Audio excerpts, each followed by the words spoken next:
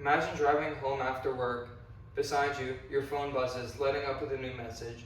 It's a family text, but while you're checking and responding to it, you end up crashing because the car in front of you slowed down. Lives are changed forever on both sides of the interaction. Whether it's their family or yours, people that you love can be affected because of one decision to text rather than focusing on the road and driving.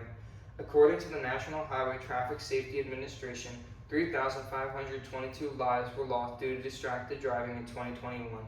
All of these are preventable things that could have been better avoided if people were aware of their surroundings rather than being on their phones and texting while driving. Today, I'm Jacob Bueller, and I'll be going over common myths and misconceptions that are associated with distracted driving and proving them wrong, statistics that prove the severity and danger of texting while driving, and consequences that can result from texting while driving. To begin, I'll start off with common misconceptions, and I'll prove them wrong with facts. Myth number 1. It'll only be a few seconds for me to respond to the message. According to the National Highway Traffic Safety Administration, after about 5 seconds of driving at 55 miles an hour, you will travel the distance of an entire football field. That distance is an insanely large amount, and being distracted away from the road while you're driving that amount is super difficult because when you're not paying attention, a car could move in front of you and you can end up crashing very easily. Myth number 2. I'm a good enough driver so I'm able to check my phone while I'm driving.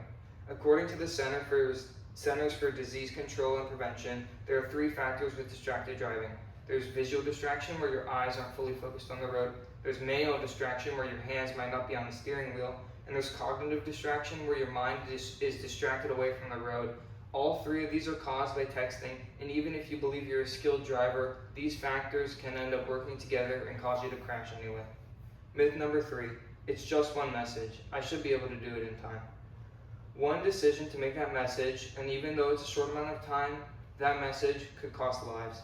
When you crash into someone, there are lifetime consequences for both sides, whether it's guilt that you feel forever because you couldn't be patient enough to wait to text later, or the lives on the other side and families that are affected due to the actions that were caused. Now, I'll begin to transition into the statistics that prove the severity and many deaths behind distracted driving. On the PowerPoint is a graph. This graph shows that thousands die yearly, and consistently, the numbers have only been increasing. Each and every year, around 3,000 people die due to distracted driving, and this number continues to either rise or stay consistent.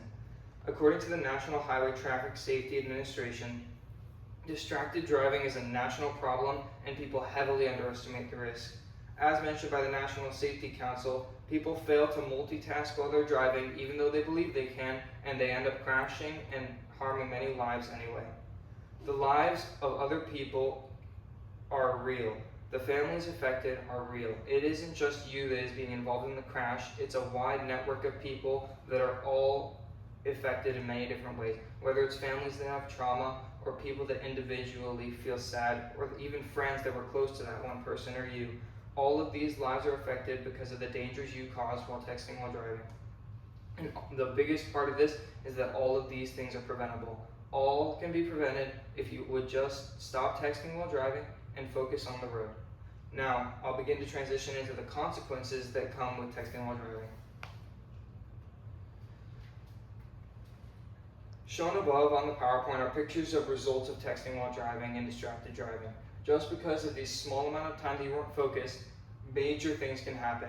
Emergency services will have to rush to the scene in order to save lives that were seriously injured.